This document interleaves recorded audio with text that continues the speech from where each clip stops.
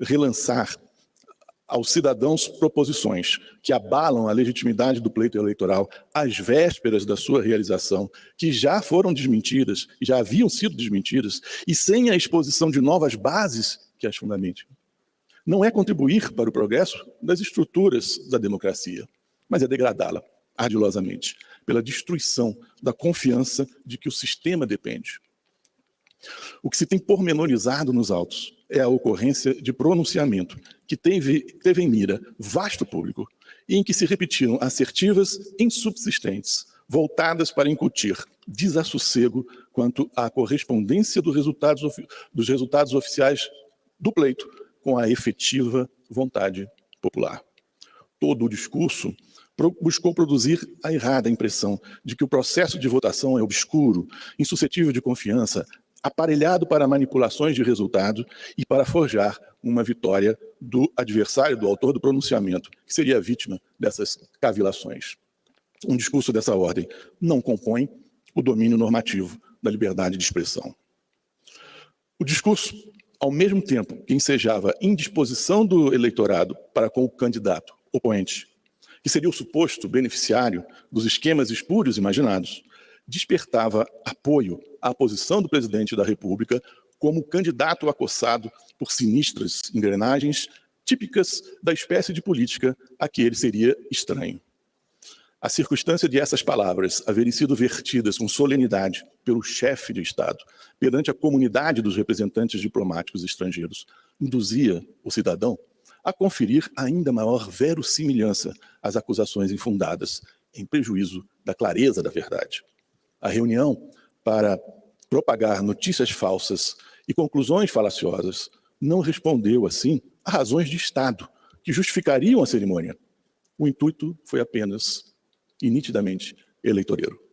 Está caracterizado que o candidato à reeleição se valeu da sua situação funcional de presidente da República para, mediante notícias que sabia ou deveria saber que serem desavindas da verdade, obter a atenção e a adesão de eleitores. Está caracterizado o uso da função pública para benefício eleitoral indevido. Enfim, a desconexão do ato com algum propósito legítimo exibe o desvio de finalidade. O segundo e o terceiro elementos característicos do abuso de poder estão demonstrados. O quarto elemento, o da gravidade da conduta, pode ser enxergado sob dois ângulos. A impugnação do sistema de votação e apuração, empreendida pelo presidente da República, com argumentos desautorizados pelos fatos, nas condições vistas, apresenta gravidade em si mesma.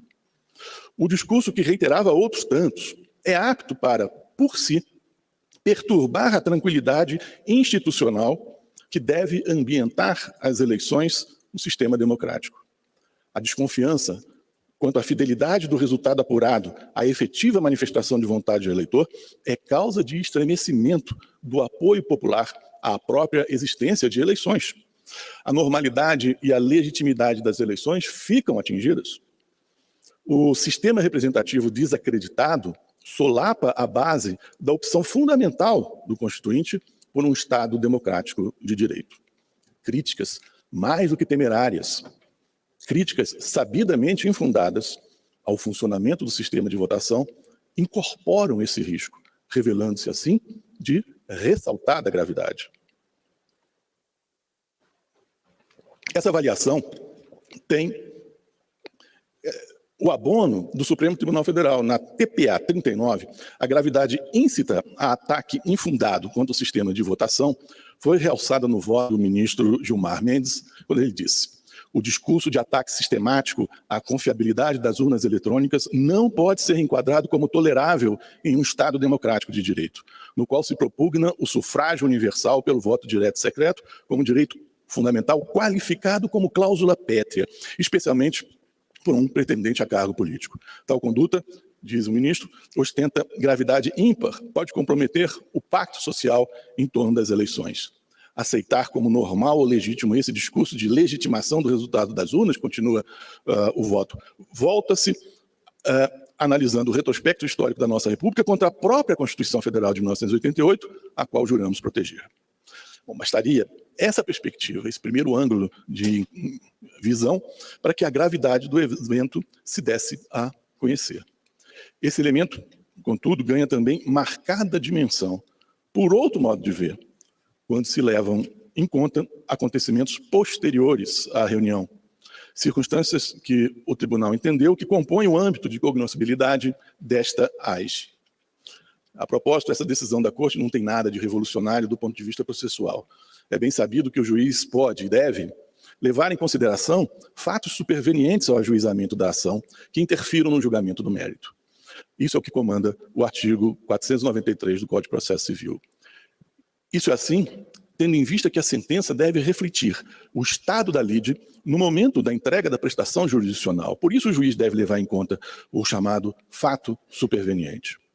O que não se admite é o conhecimento de fatos alheios à lide, como definida pelo pedido e pela causa de pedir. Foi esse o contexto que se viu presente em julgado outro, bem conhecido, relacionado com as eleições de 2014. Aqui, contudo, não se traz a estudo fato desvinculado das balizas da controvérsia como gizadas inicialmente. Nada obsta que fatos ocorridos depois da inicial possam ser contemplados, na medida em que confirmam o que o investigante tinha como de possível ocorrência. Esses fatos, se antes estavam no plano da potencialidade, passam adiante ao campo da atualidade, sem se desgrudarem do fato base que animou a propositura da demanda. Sob esse ângulo, tem-se que o chamado à desconfiança nas eleições não rendeu ao candidato a maioria dos votos, mas provocou reações de desabrida e descomedida desconfiança de parcela da população sobre a legitimidade dos resultados das urnas, como jamais se viu desde o advento da Constituição de 88. É notório que depois das eleições aconteceu uma inédita mobilização de populares que rejeitavam aberta e publicamente o resultado do pleito, recusando-lhe legitimidade. Acampamentos de pessoas pedindo medidas de ruptura da ordem constitucional, manifestações violentas de rua e bloqueio de rodovias foram promovidos por pessoas que aderiram à ideia da ilegitimidade das eleições. Estão ainda presentes e nítidas as imagens do dia 8 de janeiro de destruição e de assinte aos poderes constituídos. O discurso contra a confiabilidade do sistema de votação eletrônica, mesmo que não visasse a esses resultados específicos, não poderia ter mais expressiva revelação do seu infesto potencial antidemocrático. Igualmente, sob esse segundo ângulo, se exibe a gravidade das circunstâncias. O quarto elemento caracterizador do abuso de poder político. Ao ver do Ministério Público, portanto, estão reunidos todos os elementos definidores do abuso de poder político de que o candidato investigado é acusado. A conclusão do parecer se conforta em precedente do TSE de 2021, caso Francisquini, em que se definiu que ataques ao sistema eletrônico de votação podem configurar abuso de poder político e ou em uso indevido dos meios de comunicação quando redes sociais são usadas para esse fim. O precedente ressalta a outra hipótese de procedência da ação, atinente ao uso indevido dos meios de comunicação, que também concorre para o desfecho de procedência da demanda, já que o discurso encontrou divulgação em redes sociais da internet ligadas ao investigado. O pedido de condenação do primeiro investigado à pena que ainda resta cabível de inelegibilidade merece acolhida. Obrigado pela atenção.